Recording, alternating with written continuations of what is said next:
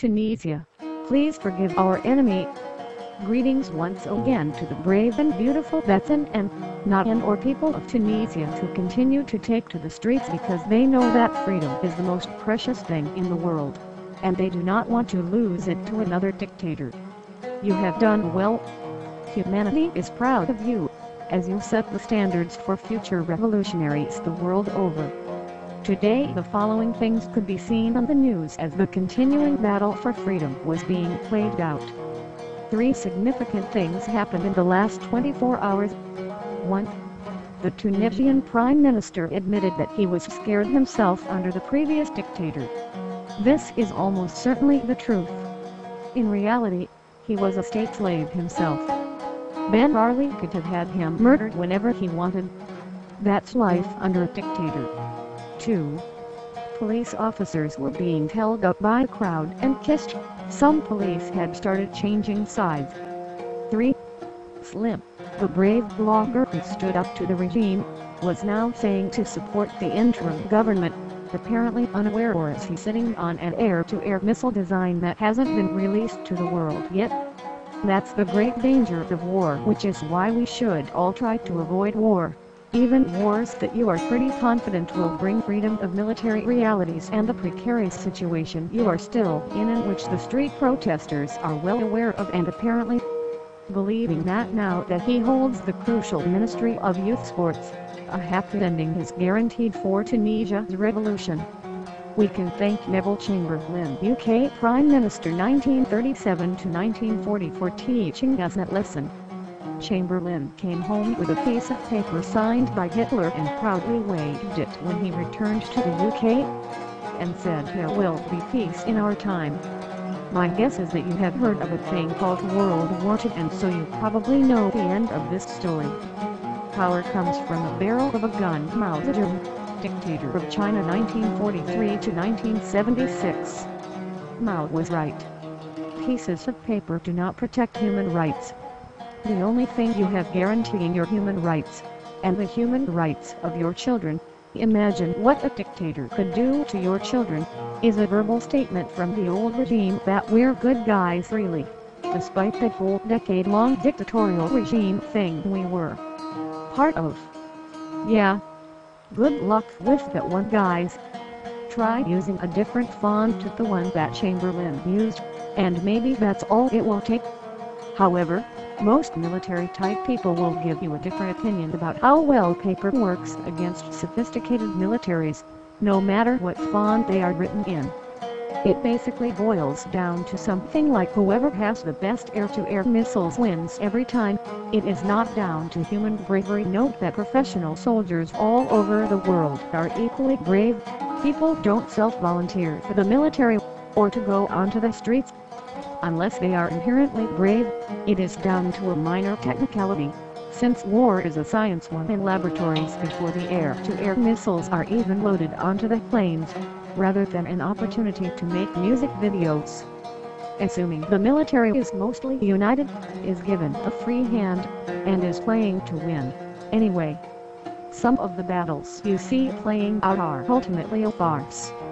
The real power hasn't even been deployed yet, and all you need is a military coup. And hello, new dictator for life. You have probably noticed 1 or 2 military coups in the recent history of the Middle East.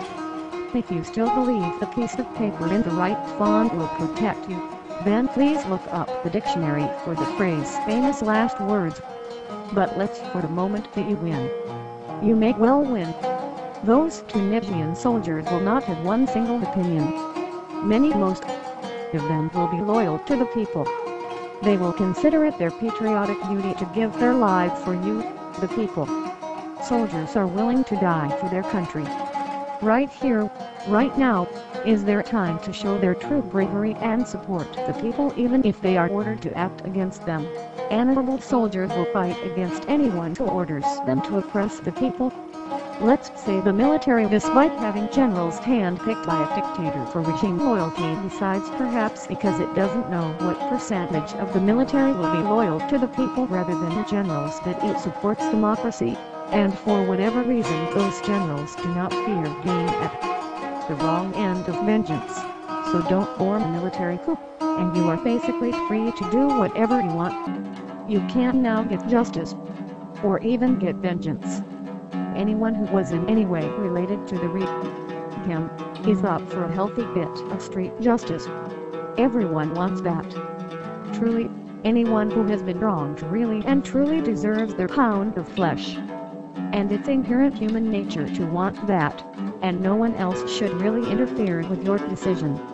It is yours and yours alone to make. You live in a sovereign country, and as per a previous letter, no one will even force a bus timetable on you, and if anyone tries, we will do what we can to prevent that. Having said that, of course we still have the right to put suggestion into the free marketplace of ideas. Here are some observations. You have no doubt seen the carnage in Iraq after a fairly short conventional war. Why? The Sunnis felt they were going to be discriminated against by the Shia, and they fought to the bitter end, apparently unaware of the military reality of their situation. See above regarding air-to-air missiles. When the Nazis had effectively been defeated in World War II, long past the stage of having any chance of winning, they bravely fought on to the bitter end. It seems strange that brave men would sacrifice their life for an unwinnable war. Why would anyone oppose democracy anyway? But that was not how they viewed the situation.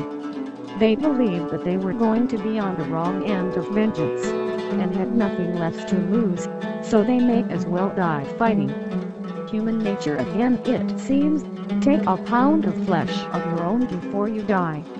The Japanese too were quite willing to go down fighting.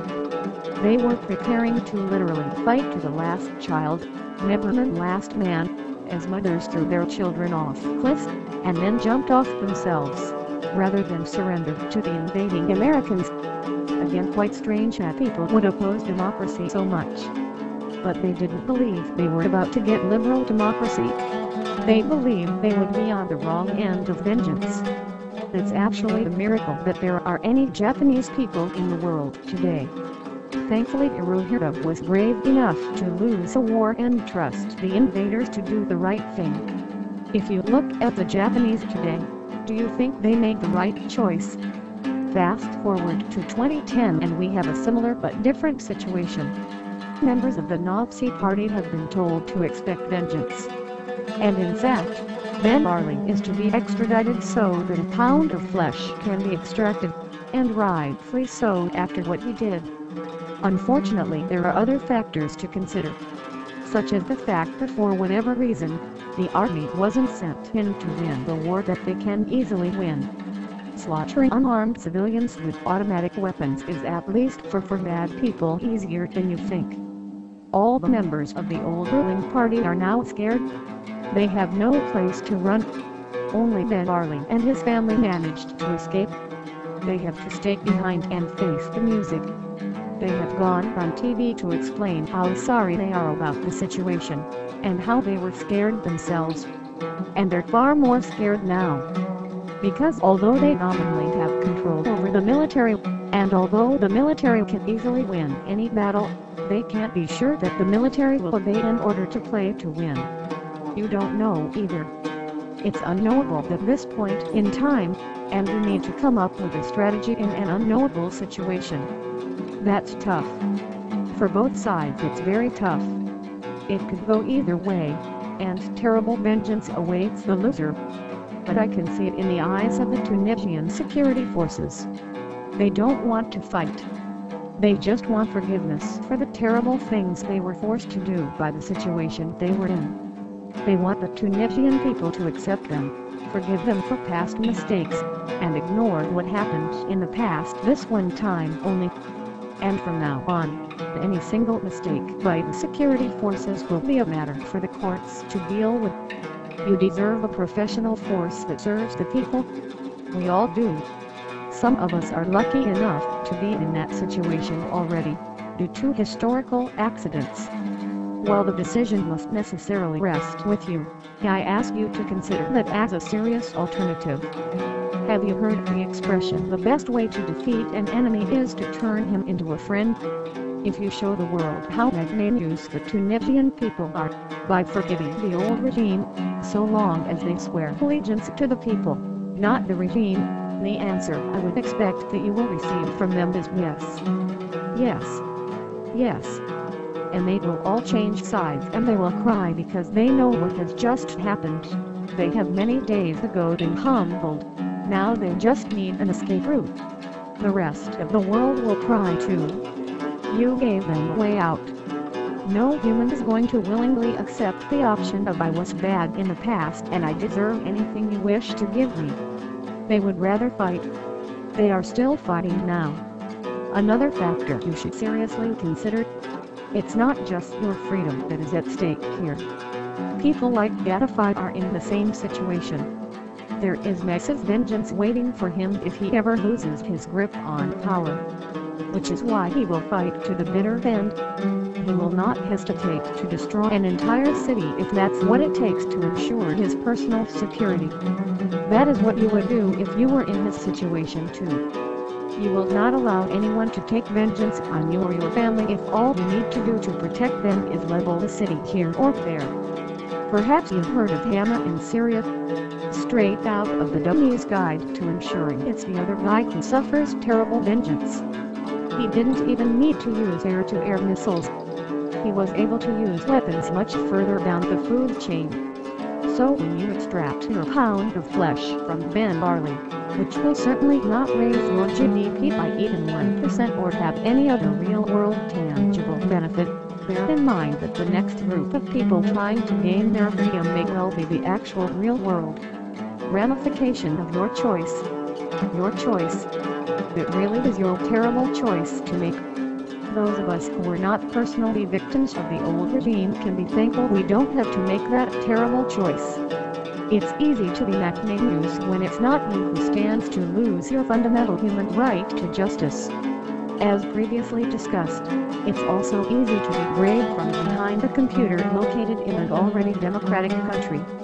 One more thing to bear in mind, some people would say that forgiveness, i.e. amnesty in exchange for a guarantee of freedom, is a win-win situation and one that your children who will hardly even know or care who Ben Barley is/was since during history class they, like children worldwide, had more important things to do like flying paper airplanes, will thank you for. Please rest assured that Anonymous will support you whatever decision you choose to make. For you are everything we have ever aspired to be, the bravest of the brave freedom fighters, willing to stand down automatic weapons, and even air-to-air missiles that haven't yet been ordered to be deployed. Perhaps this will be the bravest decision you will ever have to make in your life. See you back bigger and better in the next message. Okay. Thanks.